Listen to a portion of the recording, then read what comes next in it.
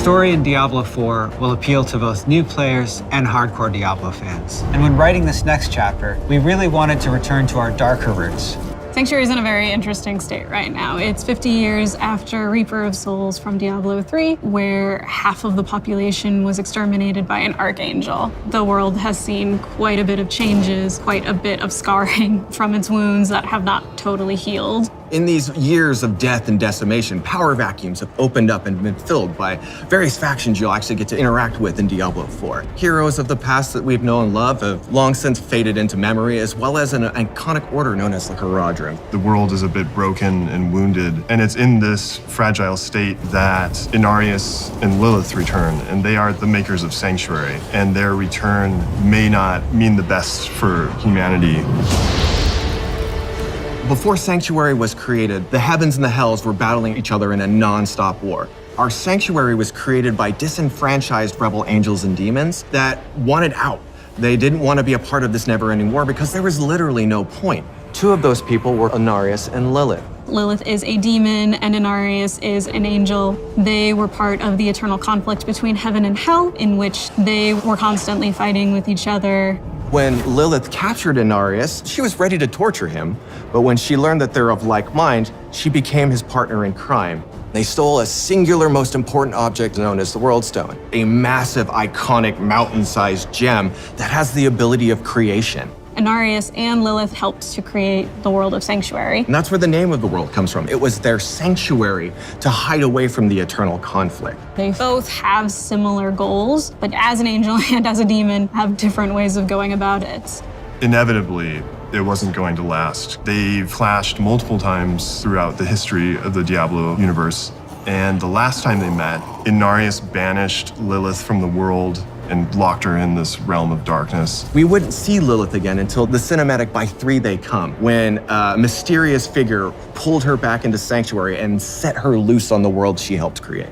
Inarius also suffered when the heavens found out where he was and what he had done, that he had created this world. He was punished and handed over to the burning hells as a peace offering. Because of these two experiences, both Lilith and Inarius do share that they were betrayed and they've been disillusioned. That does not mean that they get along. There's this rare moment in time where Inarius and Lilith are back on the world. It is them fighting each other with humanity as their battleground.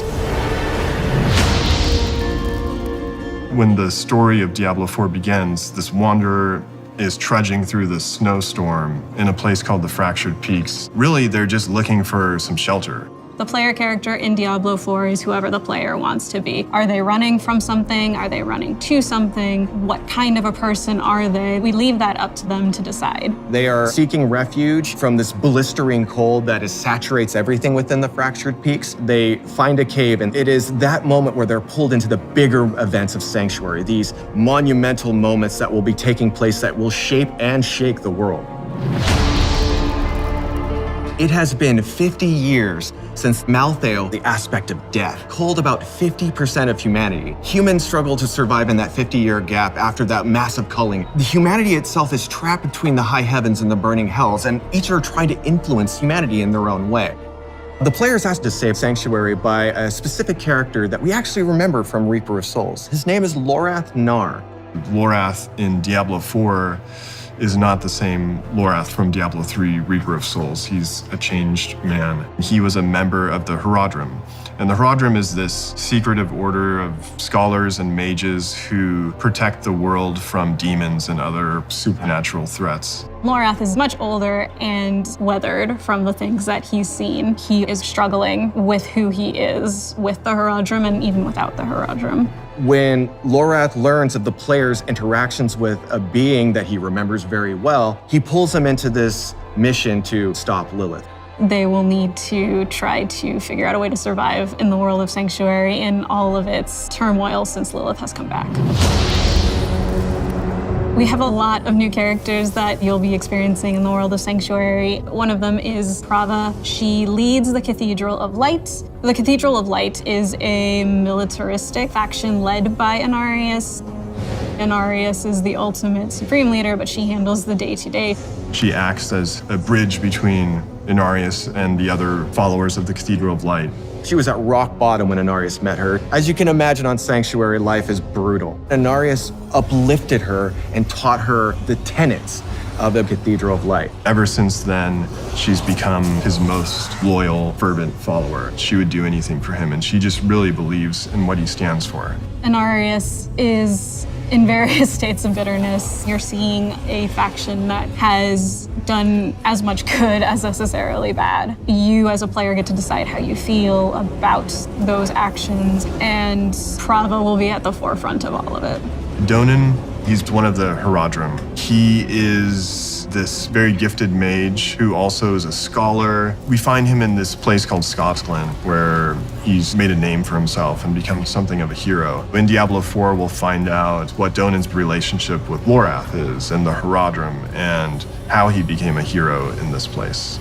Neyrelle is this young adventurer. She has traveled the world with her mother, looking for lost artifacts. She's spent her life going through old ruins and reading old texts and learning these arcane things. Together, they're searching for the remnants of the Herodrim. They believe in finding that, they'll find some purpose. She is someone who is very intent on stopping Lilith, so she becomes a very strong ally for you and for Lorath throughout the game. It's through her actions that Lorath and the group that you will follow will come to contend against Lilith. Something that we tried to do from a narrative perspective is create people that are living in a very dark place, but still trying their best to live. They'll have some scars, but they also have these pieces of beauty and humanity. We wanted to ground them in the circumstances of the world and make them feel real and relatable. With Diablo 4, you're very much watching a tragedy unfold. It's definitely a story that we wanted to create around people, not just the apocalyptic elements that surround the story. And that's something that we really sought to bring to you as a part of the Diablo narrative. Lilith is free, she has some followers, and she's back on her old business. She's gonna corrupt us or try to turn us to her side for her own ends. The story of Lilith and Inarius is the darkest story we've ever told, and it expands the mythos of Sanctuary and the lore of the series like never before.